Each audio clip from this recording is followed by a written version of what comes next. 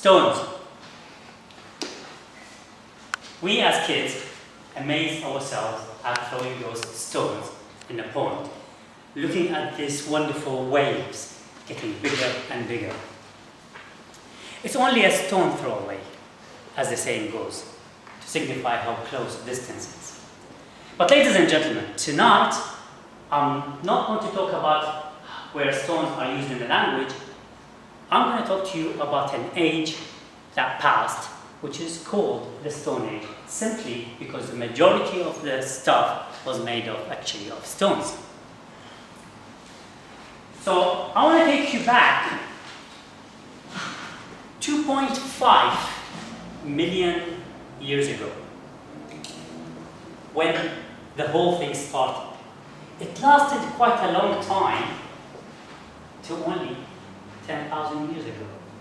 So it's only really around the corner. It's quite a long time. But you may think now, why the Stone Age? What can we learn from the Stone Age?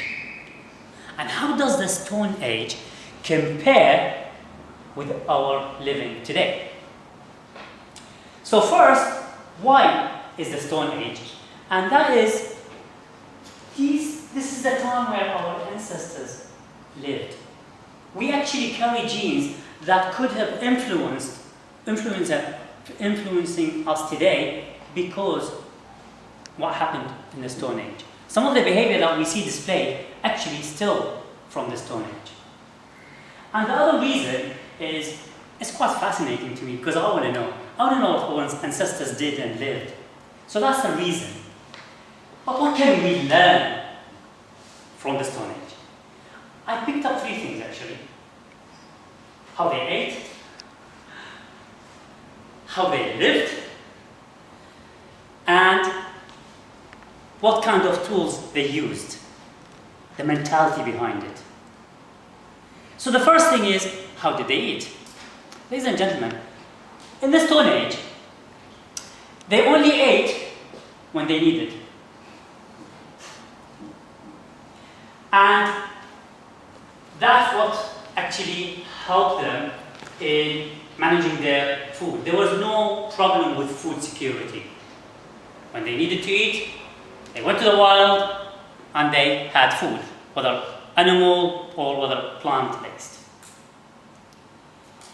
Also, the other point with their eating was they actually ate in seasonal manner.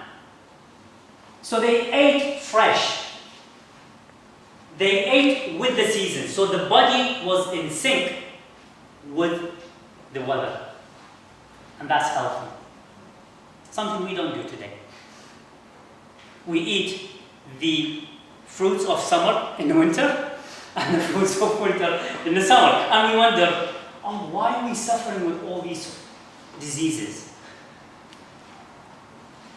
And so these are the 2 things of eating. That's the way they ate. The other thing about living in the Stone Age was actually the way they lived. The way they lived, it was team-based. When they hunted in a team. One of them couldn't go and, grab one of these huge animals. They had to work in a team, a bit like us here. And so,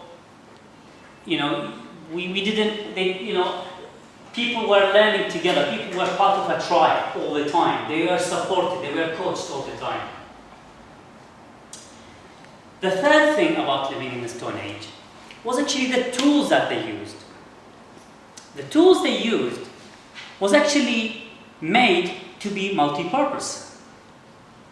So, for example, the axe will be used to carve a cave, or fight with, or even fix things with. So it has multi-purpose. Today, we have hundreds of tools sitting at home, and we use very, very little. So you may think, right, how does that compare with us today? Well, in terms of eating, unfortunately, we eat we actually store food more than we consume. Hands up if you actually have food enough for you to last you for a good few days.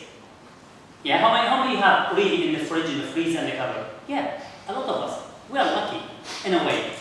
But, believe it or not, we throw that food away. We throw money away.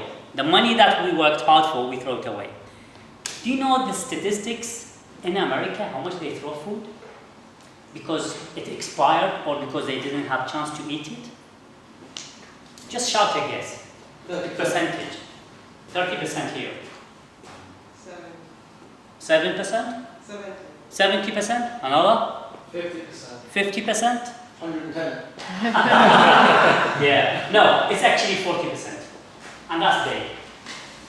40% goes into the drain without being used. I don't know how much the percentage here. So we actually, unfortunately, the other problem we have today, compared to the Stone Age, is that we actually, in the Stone Age, they used to eat to live. Today, we live to eat. And we wonder why we have diseases. We collect more than we need. And here is my story.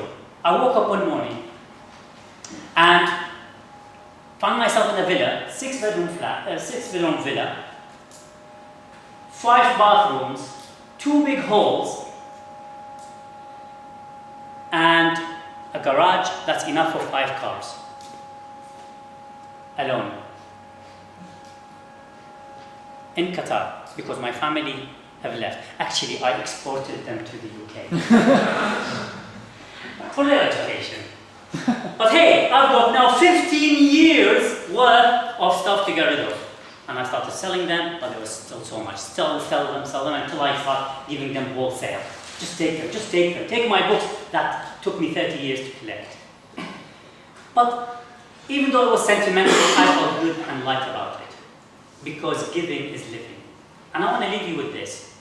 That no matter how much we collect, there will come a time when they are not important. And no matter how much you have now, we can live with less. So thank you for your listening.